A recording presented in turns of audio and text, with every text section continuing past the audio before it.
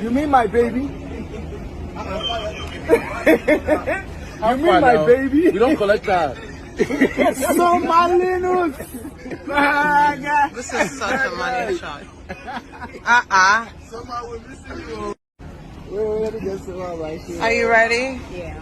Hi guys, welcome back to my channel. It's your girl Azine Williams. How are you all doing? Hope you guys are good. Hope you guys are fine. If you're new to this channel, kindly click on the subscription button. Click on the notification bell to let you know whenever I post any new video. Okay guys, so Angel put out a series of tweets yesterday night. Yes guys, where she was talking about housemates, fans, the role that they play in each other's life and all of that. It was more like a conversation with her fans because people were responding and she was replying them, and I found it very, very interesting. And I said, you know what, since it's something that we've often talked about on this channel, and since it's coming from a housemate, not just any housemate, a housemate that has been in that house twice, a housemate that has, you know, had her own fair share of controversies, then I feel like it's something we should talk about. Yes guys, so this is how we started, right? So Angel put out this tweet and said, you have to be mentally strong to go to that Big Brother show. It could really F you up mentally, especially if you don't have a good support system. I hope the housemates are doing okay. And somebody replied and said, sometimes I feel it's the housemates, some of them, that fuel it. And Angel responded and said, everything is the housemates to you people. The fans are a part of the show. The fans make up a huge chunk of the show actually. After poking housemates day in and day out, you people will be surprised when housemates start beefing. We are human beings. So now she also said, one person can call you mad. You will not believe it, but if 100 people call you mad, you subconsciously start to believe it. It's not a fan thing, it's psychological. That's why some famous people lose themselves and start doing drugs to block out the noise. Now, this person responded and said, oh, and some of the fans know that whatever they may be saying at times are false and baseless, but they don't care. They just need like 10 people to keep repeating those hurtful things. And Angel responded and said, yup, and as someone who went into the show confident in 2021, post-show really changed my perception about myself. I started to see the things thousands of people said was wrong with my appearance. I had to constantly fight to find myself again. The show is crazy. Now, this other person said, I agree with you, but some people have very strong mentality. Example, Cece, what she went through in 2018 was enough to break her down completely. Now, Angel responded and said that she is a strong woman doesn't mean she doesn't or she didn't struggle with the noise as well. No such thing as strong mentality in my own opinion. Even the toughest housemates cry and break down. Some housemates are just strong enough to pick themselves up and try again. Now, this other person said, fans get to where they get to because they take the lives of their faves a little too personal to be tagged healthy. Don't be surprised, a lot of them live through the snaps of their faves. Now, Angel responded and said, parasocial relationships are so interesting to me because it's one thing to root for your fave. It's beautiful actually, but to act as though your fave's accomplishments are yours is definitely mental illness. My fave has 10 yards, your fave doesn't have my love. Do you have? Now this person also said same thing I said to myself just now. If I were a housemate, I would choose my peace of mind over unnecessary drama. Now Angel responded and said, beyond fan rivalry, I think people go into the house thinking it's going to change everything, especially financially. It can be hard to reconcile what your expectations were versus what the reality is.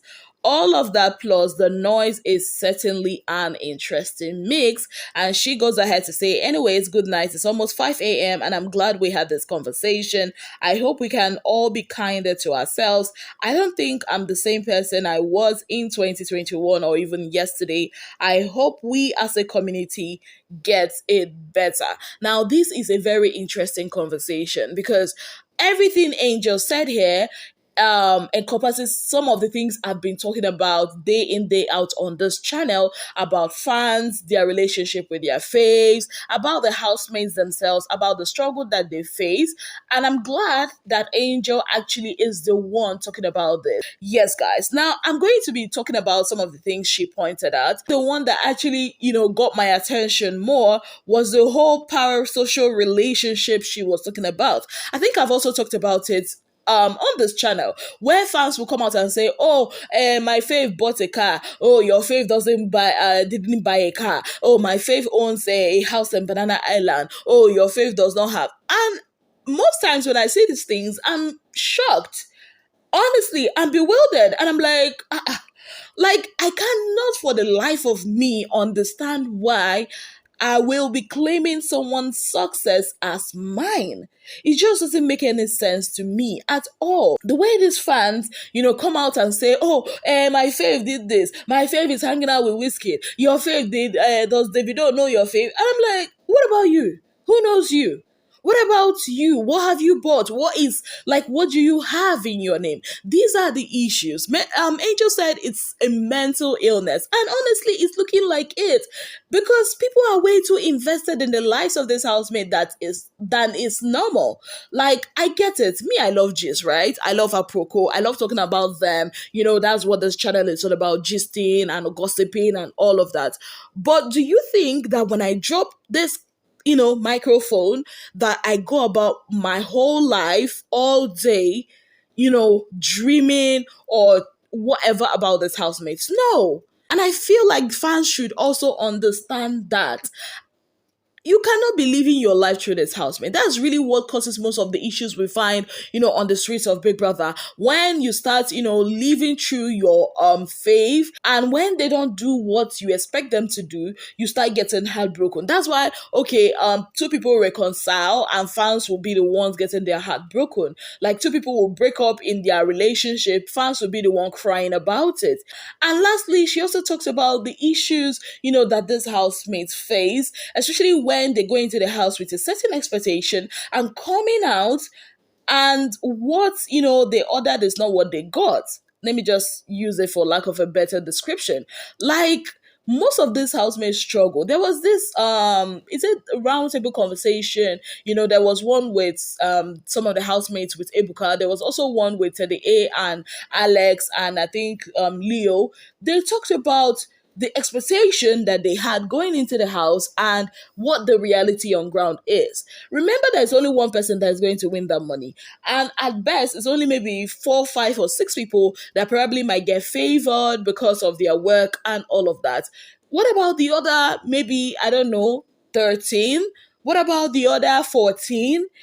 Like, it's crazy mentally for these guys. And to top it all, the fans have a certain expectation. Oh, my fave will go into the house, come out and start bagging deals left, right, and center. And when that doesn't happen, and there's a whole hype, with the fans and the whole fighting and fans coming every day to their DMs or on their comment section telling them they are not leaving up to what their other housemates are doing, or maybe their other housemates are taking trips all over the world. Why are they not taking trips? Their other housemates are buying houses, buying cars and all that. Why can't they do same? And there they are dealing with the fact that, okay, the monetary value, the reason why they went into that house to win the money, or the money favors that they thought they would get, they are not getting it. And fans are also heaping all these things on their head. And as of you, sometimes housemates themselves contribute to this whole rivalry. Like, you cannot tell me that you going, paying blogs to tarnish another housemate's image, following troll blogs, buying them gifts, following them, commenting on troll blogs, basically trying to be sneaky, joining VVIP groups, WhatsApp groups with your fans, feeding them lies about other housemates. Trust me, it happens. You'll be shocked. There are some housemates, that go ahead, especially during reunions, to tell their fans, especially their VVIPs in their WhatsApp groups, oh, this is what is happening, this is what is happening. I mean, how do you think most of these gist gets leaked? How do you think? Because some of your faves do that. Some of your faves are really petty.